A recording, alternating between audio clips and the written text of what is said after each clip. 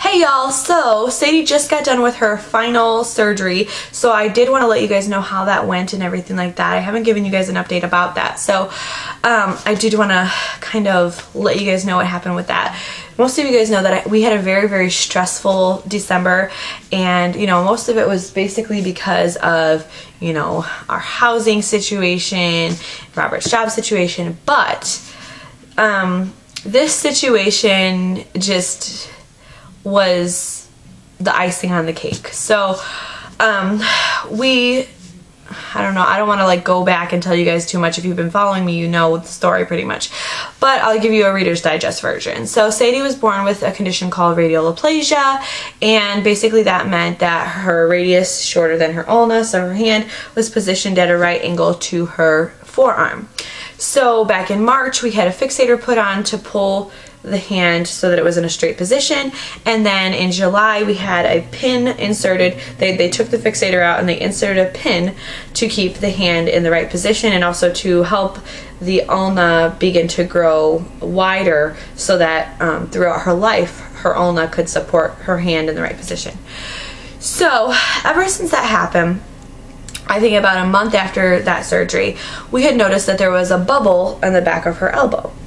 And we knew that that was probably, you know, part of the pin. The pin was kind of already starting to poke out, and we're like, okay, we have to last until January. Like, this has to be in there for 6 months for it to be effective.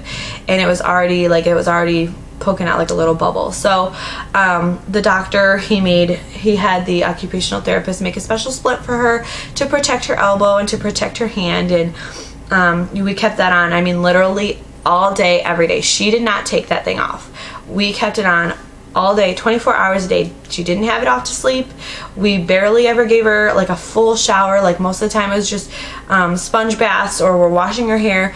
But I mean, we would take it off periodically, you know, keep it clean and stuff like that. And when we would take it off, we would keep an eye on it. She also had some granulomas form where her fixator was, so that was fun. But yeah, so we were keeping an eye on the pin, and I think it was like the end of November, we had another visit with him, and he realized exactly how bad the pin was getting. It was getting to the point where it was no longer like a bubble in her elbow. It was getting to where it was less of a bubble and more like pointy. And so at that point he said, okay, let's schedule you guys January 4th. Let's get this pin taken out and we'll go from there. So that was great. We were excited about that. We wanted to keep an eye on the pin throughout the month, you know, because it looks painful, you know, like we know that there's a pin in there and it's poking at her skin. And I mean, if you could just imagine like a piece of metal poking on the outside of your skin constantly and pressing, I mean, that's not going to feel good. So I mean, imagine it coming from the inside of her skin. So the splint did a really, really good job at protecting it for the most part. You know, she never complained that it was painful or anything like that. There was some dry skin issues, and she didn't like that because it was really itchy. But other than that, she never really complained about pain or anything.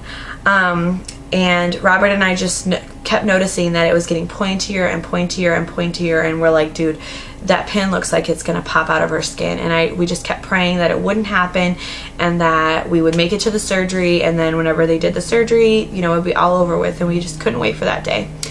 Well, amidst all the other stuff that was going on in December, one day we were coming out to try and see this apartment, which was a day full of just craziness anyway, because the landlord never showed up, and so we didn't get to see it that day. So we had sat at the apartment for about 2 hours waiting for the guy to show up, and then we went to lunch. After lunch, we went to go pack her up in the car. I put her arm into her harness, and she starts screaming. And I mean, I didn't put it in there any differently than I normally do. It was just a normal day, pretty, you know, it's not like I slammed her into the car seat or anything. It was just, I put her arm in the harness and she starts screaming, and not like a normal, I don't want to be in my car seat scream. Like, this was blood curdling. Something is wrong. I did something to cause her pain. And my first thought is something happened, that pin popped out. I know it did. So took her jacket off of her as fast as I could, took the splint off, and sure enough, the pin had popped through her skin. At that point, I was it wasn't the sight of the pin. The sight of the pin didn't bother me. I've seen a lot of things with her that were, you know, with her fixator and with everything that we've seen and her surgeries and everything like that, it didn't really, it wasn't bleeding or anything like that. If it was bleeding, I'm sure the sight of it would have been more shocking, but to see that it was outside of the skin, I immediately I didn't freak out because of the sight, but knowing the pain of having something pierce through your skin, I was so heartbroken, and so I felt like I had just got a shot. Like I just turned around and told my husband, I said, we're going to the emergency room now. It's through. We're going. We're now. So I tried to like get her seatbelt on as best as I could, and then I was turned around in my seat. I was holding her hand, and I was just trying to talk to her and tell her everything was okay. On the other hand, I was sitting there calling Shriners to let them know what was happening and see if they had any special instructions for us. They told us that we could either go to Loyola in Chicago or we could go to the nearest emergency room. Now, when your child has a pin sticking out of their arm and they're in severe pain, you think, you're not going to drive all the way, you know, an hour and a half away. You're going to go to the nearest emergency room. Stupid move. We got to the emergency room. The intake nurse or whatever she was, receptionist, looked at us like we were crazy. Like, this is very unusual. Okay, thank you. You're an emergency room nurse or whatever. You're supposed to have seen everything, heard everything, smelled. You're supposed to have seen it all, and you're telling me that we're very unusual. Okay, thank you. You know, excuse me. They got us called back into triage, and they took her back right away, and I felt horrible because there was people that were out there that looked very comfortable, like in the emergency room, like they had been there for hours, and literally by the time we had left 4 hours later, they were still in the waiting room. Like, I felt really, really bad. But we got back there, and by this time Sadie had kind of, I don't know if it just didn't, I don't know if the pain had just kind of subsided or what, but she wasn't acting like she was in any kind of pain. We're sitting there reading books and on the bed watching cartoons and whatever we could to kind of keep her in place, and every once in a while she'd say ow, but other than that, like, she really didn't act like she was in pain. Nurses would come in and they would, you know, take a look at it, and they're like, how is she not like screaming in pain? Like, they didn't even give her any pain meds, nothing. And so we had the doctor came in, and you know, we told him what had happened. We had told him that we had spoken to Shriners over the phone, and they said that you guys were, you know, they said that the doctor was able to take the pin out. Just take it out. Just go ahead. And the doctor looked at us like he was not qualified to do that. And I looked at him, I'm like, you take forks out of eyeballs like all the time, don't you? You know, like, you know, when you're learning first aid, they like give you the example, like if you get a fork stuck in your eyeball, you're supposed to put a cup over it. Like, I'm like sitting there like, you guys take things out of people all the time. Like, don't you guys get people that have like nails implanted in them? This is not any different, except for the fact that, you know, it wasn't an accident. Like, there was a surgeon that put it in there. So basically the doctor told us that they were not probably going to touch it, that he would talk to his orthopedic people, but most likely they weren't going to be able to do anything for us. So we basically sat in the emergency room for 4 hours so that they could do paperwork and like figure out exactly how they were not going to do anything. And meanwhile, Shriners had called us back and said, look, you can either transfer to Loyola or you could just come to Shriners. I'm here. This was the on-call resident.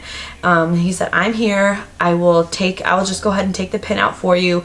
I've done it a ton of times. Don't worry.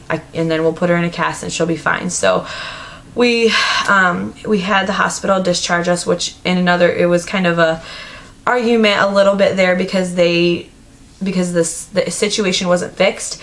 So they said that technically they were supposed to transfer us, and so they talked to Shriners, and Shriners and them got it figured out. We were able to get discharged. We went right up to Shriners. The doctor was waiting for us right at the door, let us in, and he put her up on the bed in the cast room and just asked us to hold her down. Took these pliers and pulled the pin right out of her arm. And afterwards he's like, wow, that was really loose. You guys probably could have taken that out with your fingers. And me and Robert are just looking at each other like, oh my gosh, you know, like, okay. So then, yeah, the doctor put her arm in a cast, a hard pink cast, and she liked that. She thought that was pretty cool. So she got to wear the hard cast for about 2 weeks, and then we went in for her final surgery, which they didn't have to take the pin out because it was already out, but they did have to remove the granulomas that had formed. So it was just a quick, like, half an hour long surgery. And I wanted to make sure that we talked to her surgeon about everything that had happened, and we explained to him what had happened. We wanted to see what his opinion was on it, or what his thoughts were.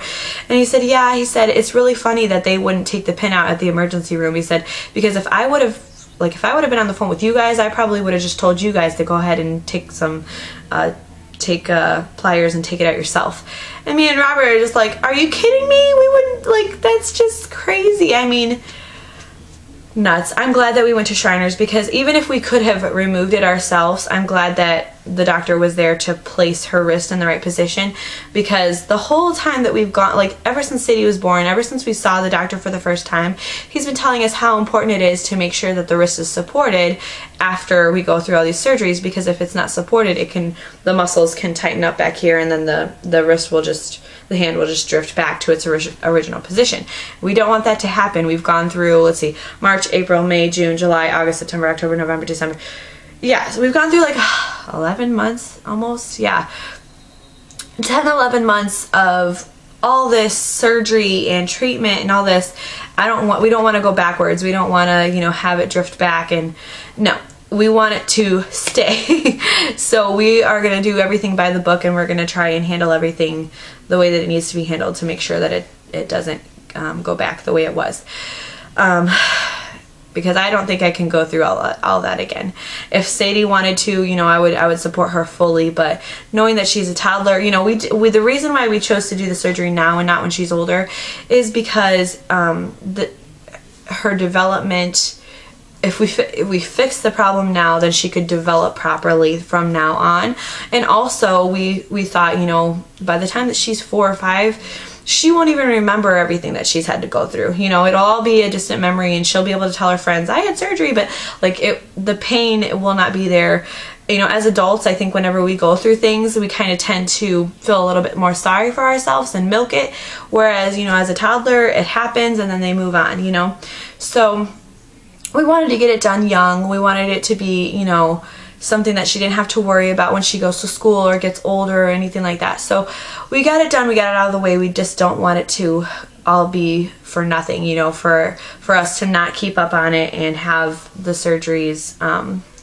If you don't take care of if you don't wear a retainer after you have braces, your teeth can get crazy again. So it's just the upkeep, and we were glad that we went to Shriners and got the cast done so that we knew that her wrist was in the right position. I guess that's what I'm trying to say.